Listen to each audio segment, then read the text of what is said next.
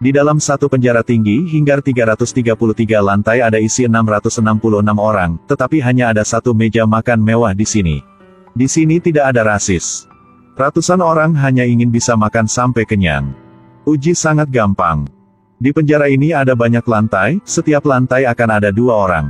Setiap hari 1 kali makan. Berubah setiap hari di satu lantai. Di meja penuh makanan bisa membuat semua orang puas dengannya.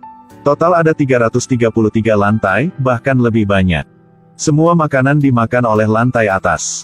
Bahkan orang di lantai bawah tidak ada makanan. Akan berubah menjadi monster. Dia karena ingin tidak merokok lagi. Secara sukarela memasuki penjara ini. Setiap orang masuk sini boleh bawa barangnya. Barang apa saja, ada orang bawa binatang. Bahkan ada yang bawa senjata juga.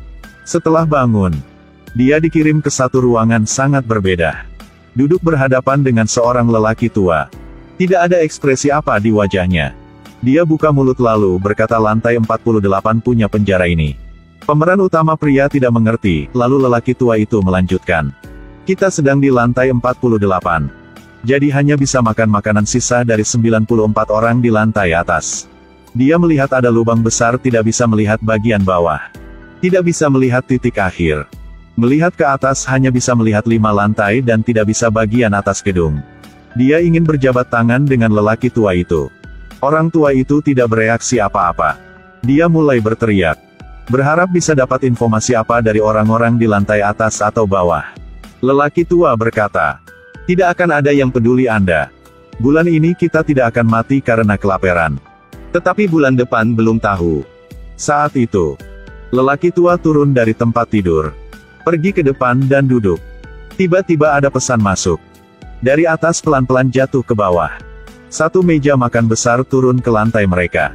Lelaki tua mulai makan. Semua makanan ini adalah makanan tersisa. Lelaki tua berkata ini adalah makan punya 94 orang di lantai atas. Udah jelas kan? Pemeran utama tidak mau makan sama sekali. Hanya ambil 1 buah apel.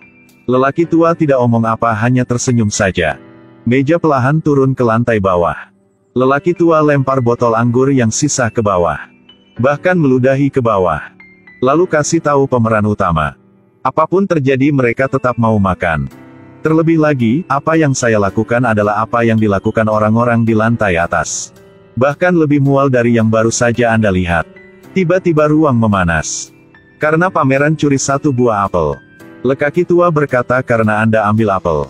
Suhu akan selalu naik. Sampai kita berubah menjadi abu. Kecuali Anda buang buah apel itu.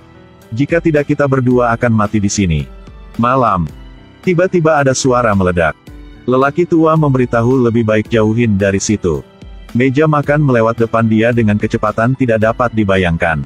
Malam ini adalah malam yang tidak bisa tidur. Hari berikut lelaki tua itu masih makan seperti biasa. Pameran utama tetap tidak mau makan. Hari ketiga, hari keempat.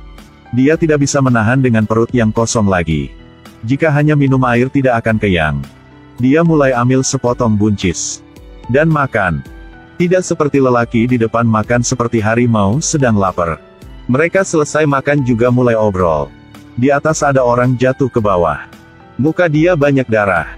Lelaki tua melihat itu langsung berkata tidak usah kaget. Mulai biasakan ini saja. Orang di lantai atas bahkan orang di lantai bawah tidak ada yang mau peduli dengan dia. Lelaki tua omong. 1 bulan yang lalu saya masih tinggal di lantai 132. Habis itu pameran utama punya banyak pertanyaan. Tetapi lelaki tua tidak mau jawab.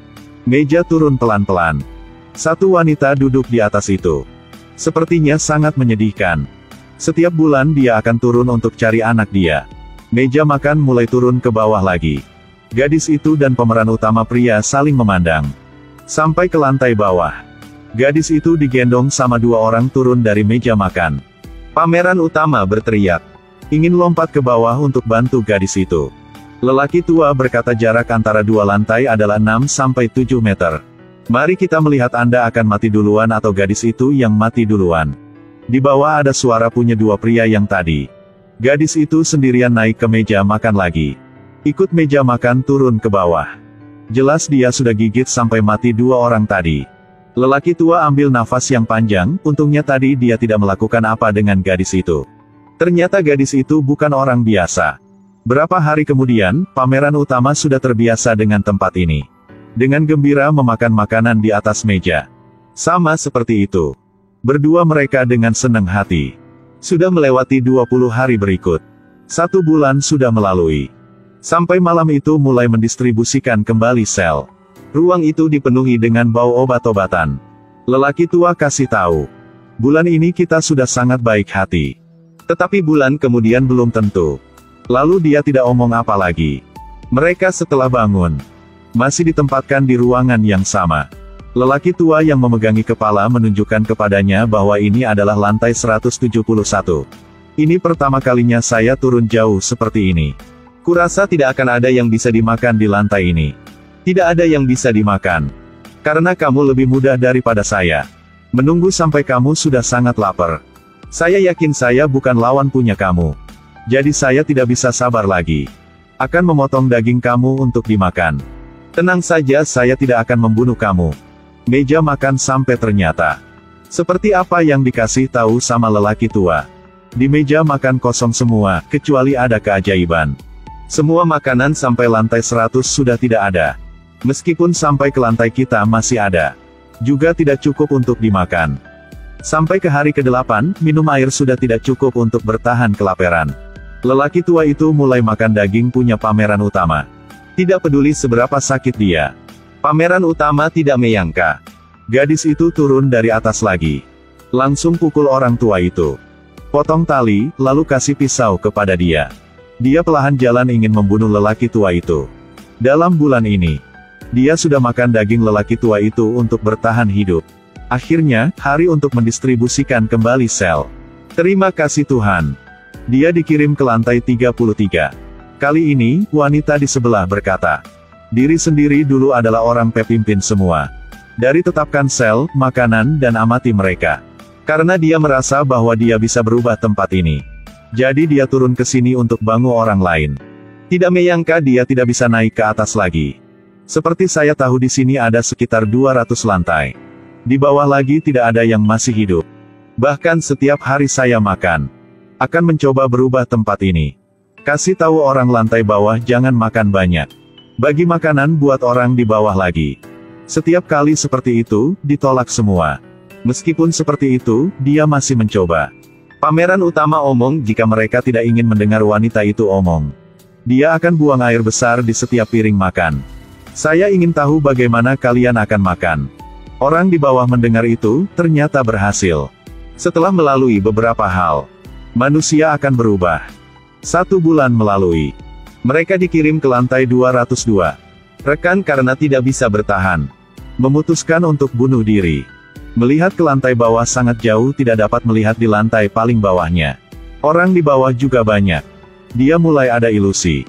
Kenyataannya tidak seperti yang dikatakan orang tua itu, hanya ada 200 lantai. Karena di bawah paling dikit juga ada 50 lantai lagi. Meja makan perlahan turun, benar tidak ada yang sisa untuk dimakan. Piring makan dijilat sangat bersih. Berapa hari ini masih bisa makan tisu untuk bertahan hidup. Setelah itu, jika tidak mau mati memaksa untuk makan orang lain. Dia tidak punya pilihan lain. Dalam ilusi sendiri. Lelaki tua di telinganya menyuruhnya, mari kita mulai makan dari otak. Lalu jantung dan makan kulit. Pemeran utama pria kehilangan dirinya sendiri. Jika kita terus seperti ini, bahkan jika bisa keluar dari sini. Bahkan bukan orang normal seperti sebelum masuk ke sini. 1 bulan melalui lagi. Baru bangun. Pertama harus melihat di sini adalah lantai berapa. Untungnya masih di lantai 6. Dia ingat-ingat keputusan dia. Untuk berhenti merokok, apakah ini benar-benar layak? Melihat ke arah yang berlawanan. Masih wanita itu. Turun dari tempat tidur menuju ke arah dia. Tidak mengatakan apa-apa, bergegas ke depan dengan pisau. Ingin bunuh pangeran utama. Dan pada saat itu dia baru bangun dari mimpi. Ternyata itu hanya mimpi.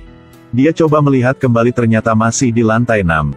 Dan bulan ini teman satu ruangan adalah 1 orang hitam. Terlihat sangat ramah.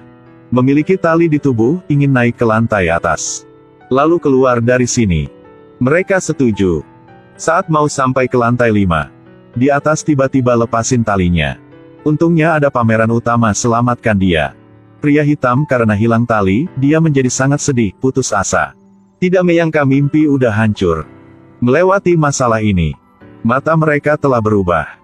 Jika masih seperti ini terus, harus melakukan sesuatu.